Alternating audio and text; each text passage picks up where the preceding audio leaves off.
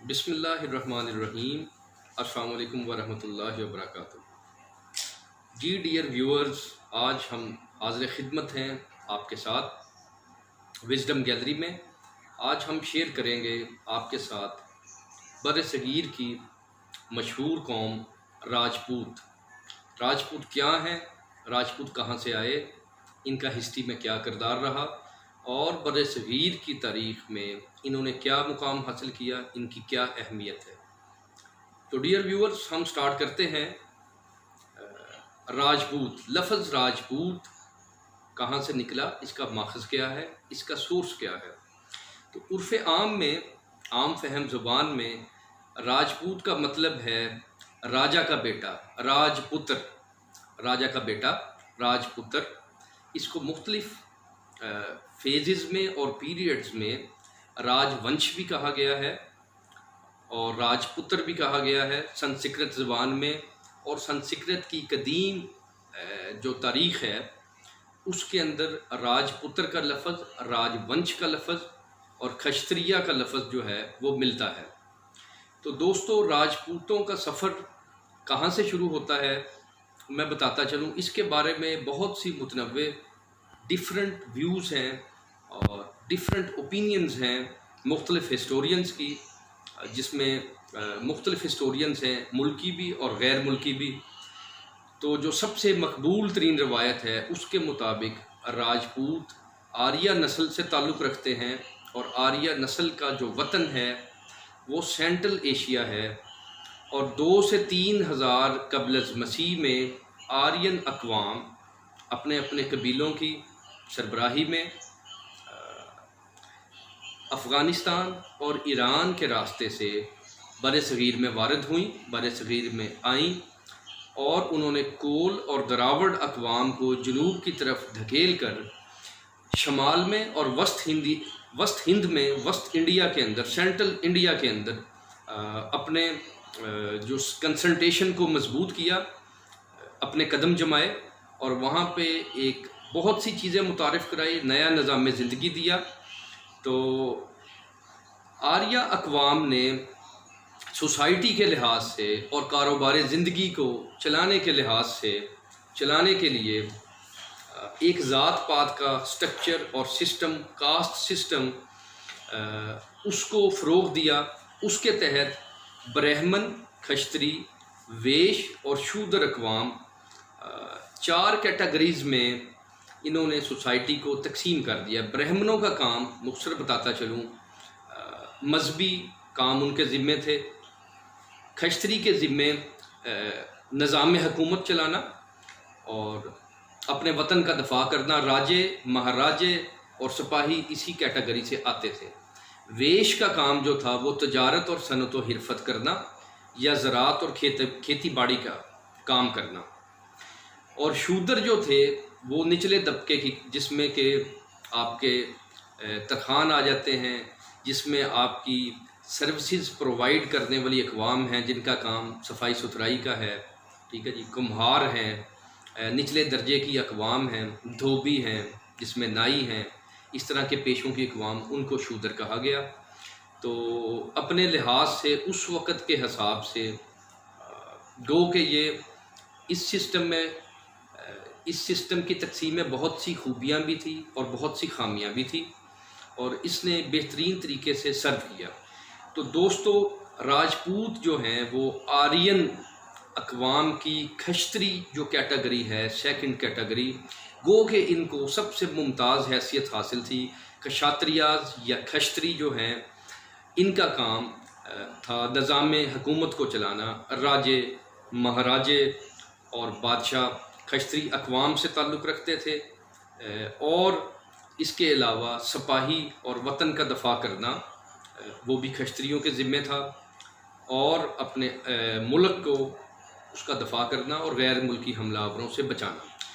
तो दोस्तों, राजपूतों की तारीख़ तो 2 से 3 हज़ार कबल मसीह से स्टार्ट होती है और उस वक़्त इनको क्षत्रिय कहा गया।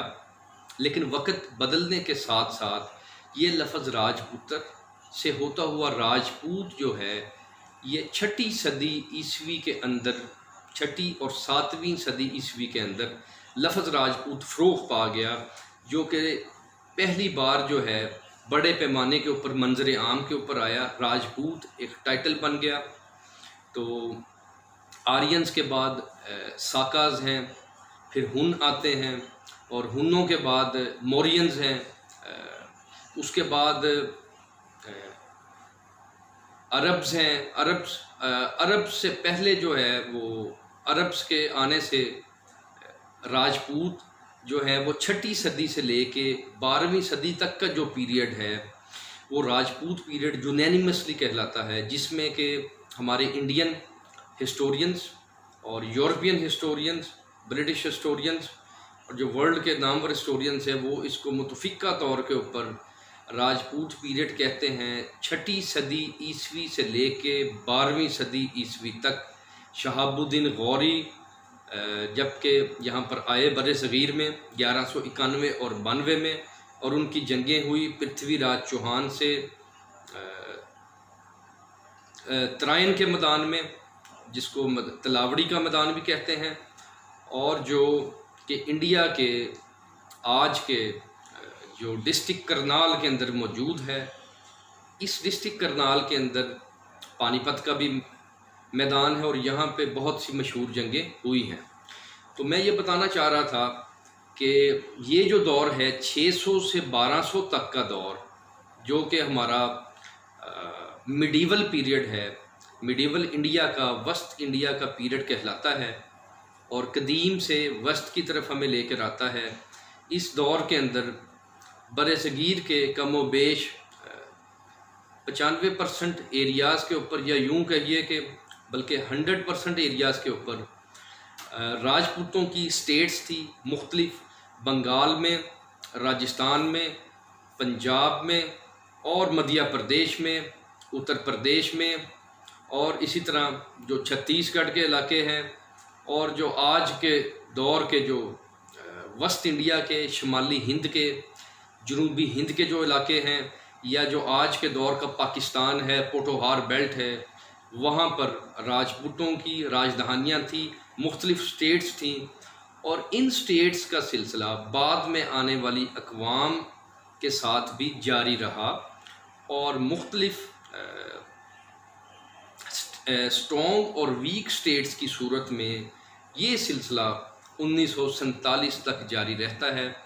तो यहाँ पर ये इंतहाई इम्पॉर्टेंट और काबिल ज़िक्र अमर है कि ऐसी कौम जिसका एक ख़ास खित्ते के अंदर 2 से 3 हज़ार साल तक हिस्ट्री में एक भरपूर हिस्सा रहा, और उन्होंने अपना भरपूर हैसियत से अपना लोहा मनवाया, वो कौम सिर्फ़ और सिर्फ राजपूत कौम है, जिसने 2 से 3 हज़ार साल तक अपनी ट्रेडिशंस की, अपने कल्चर की हिफाजत की, और इवन के ब्लड की हिफाजत की, क्योंकि इनमें गैर बरादरी में शादी ना करने का रवाज था, और प्योरिटी ऑफ ब्लड का कंसेप्ट मिला था, ताकि एक नस्ल के जो ट्रेड्स हैं वो कायम रहें, वो महफूज रहें, और उसमें जो है वो गैर कौम की आमेजिश ना हो, और जो उनका ब्लड है वो प्योर रहे।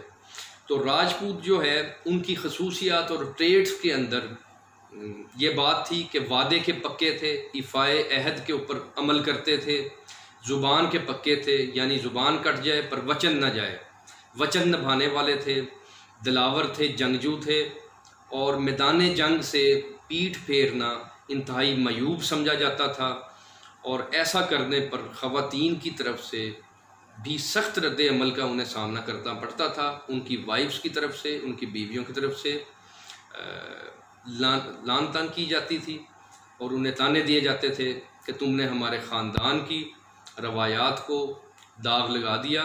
एक ऐसा ही मशहूर वाक़या राजा जसवंत सिंह राठौर के साथ पेश आया, जबकि वो समूगढ़ की लड़ाई में शाहजहां की तरफ से इम्पीरियल फोर्सेस की क़यादत कर रहे थे। मद्दे मुकाबल औरंगज़ेब आलमगीर और शहज़ादा मुराद थे। तो जंग में शिकस्त के बाद जसवंत सिंह जब वापस आए तो उनकी रानी ने मारवाड़ा में जोधपुर के जो शाही पैलेस था उसके दरवाज़े बंद करवा दिए, और ये कहा कि तुमने जो है वो हमारे ख़ानदान की नाक कटवा दी, हमारे पुरखों को दाग लगा दिया, उनकी आला रवायात को। बेहतर था कि तुम वहीं पर मैदान जंग में जान दे देते और अपने बुज़ुर्गों का नाम सरबुलंद करते। तो इस तरह वापस आने से उसने जो है वो इसके रद्द अमल के तौर पर किले के दरवाजे बंद करवा दिए। तो उनकी जो मलका थी राजा जसवंत सिंह की, वो महाराणा प्रताप सिंह और राणा सांगा के ख़ानदान से रियासत रियासत मेवाड़ जो राजस्थान की थी, जो कि बहादुरों की सरजमीन है, और इसने हमेशा ही गैर मुल्की हमलावरों के ख़िलाफ़ सख्त मुज़ाहमत का मुज़ाहरा किया और बड़े बड़े नामवर जंगजू पैदा किए, जिसमें कि राणा सांगा और बप्पा रावल से सिलसिला शुरू होता है, राणा रतन सिंह, राणा प्रताप सिंह और राणा हमीर सिंह जैसे बड़े बड़े सिपा सलार पैदा किए, बड़े बड़े नामवर जंगजू पैदा किए, और इन्होंने अपने कल्चर और ट्रेडिशन की हिफाजत की। तो इन मशहूर शख्सियात ने अपने ट्रेडिशंस की और कल्चर की किस तरह से पासदारी की, किस तरह से हिफाजत की, ये जानने के लिए मेरे साथ रहिएगा। नेक्स्ट एपिसोड्स में इन मशहूर राजपूत शख्सियात और फ़िकर्स के बारे में आपको बताएंगे, आगाह करेंगे, और इसके साथ साथ राजपूत ट्रेडिशन, राजपूत सकाफ़त और रवायात पर मबनी वीडियोस भी आपसे शेयर करेंगे। तो मेरे साथ रहिएगा। अल्लाह हाफ़िज़।